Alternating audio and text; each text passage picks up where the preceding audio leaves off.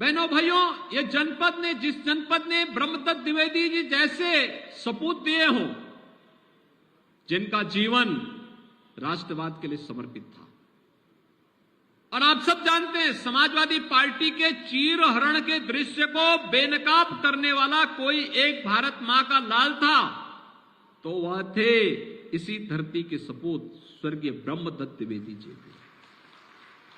उन लोगों ने उस समय समाजवादी पार्टी के उन षड्यंत्रों को पूरी तरह दूर करते हुए एक आह्वान किया था, राजनीति का शुद्धिकरण होना चाहिए, अपराधीकरण समाप्त होना चाहिए।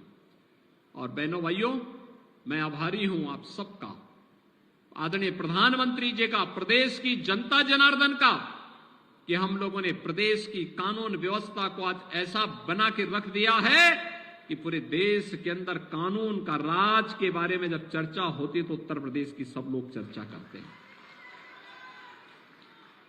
बेटी सुरक्षित हो जाए, व्यापारी सुरक्षित हो जाए, अन्नदाता किसान खुशहाल हो जाए और युवा अपने पैरों पर खड़ा होकर के स्वावलंबन का जीवन जीने लग जाए, तो विकास इसी प्रकार से सरपट दौड़ता हुआ दिखाई देता है, जैसे आज उत्तर प्रदेश के अंदर है। आखिर यही उत्तर प्रदेश था 2017 के पहले बीमारू राज्य कहलाता था। लोग ये मानते थे कि देश के विकास का सबसे बड़ा बाधक है यूपी। लोग ये मानते थे यूपी तो ब्रेकर है,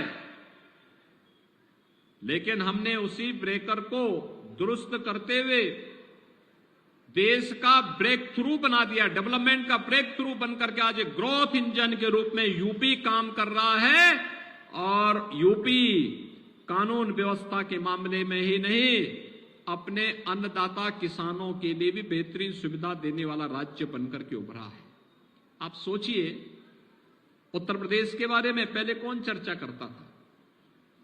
यूपी के बारे में यहां जाति की चर्चा होती थी, मत और मजहब की चर्चा होती थी, विकास की चर्चा नहीं होती थी, किसान की चर्चा नहीं होती थी, युवा की चर्चा नहीं होती थी, महिलाओं की चर्चा नहीं होती थी, धामों की चर्चा नहीं होती थी, आस्था की चर्चा नहीं होती थी।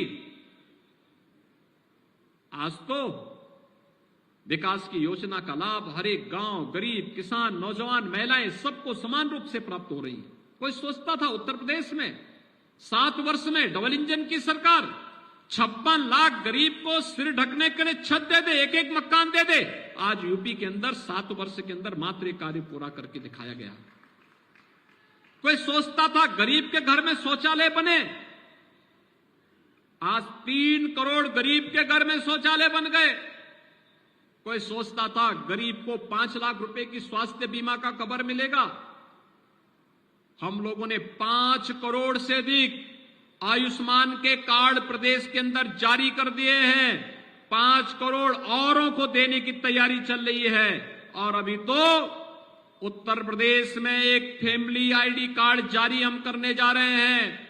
ये फैमिली आईडी कार्ड जिस परिवार के पास आवास नहीं होगा उसको आवास देगा, जिसके पास शौचालय नहीं होगा शौचालय देगा, जिसके पास 5 लाख रुपए की स्वास्थ्य बीमा का कवर नहीं है उसको वह सुविधा दी जाएगी, जिसको पेंशन नहीं मिलती उसको पेंशन देंगे, जिसके पास राशन कार्ड नहीं होगा एक कार्ड से उसका सारा कार्य हो जाएगा, और जिसके पास रोजगार नहीं होगा उसको रोजगार भी देने का कार्य फैमिली आईडी उपलब्ध कराने का कार्य करेगा।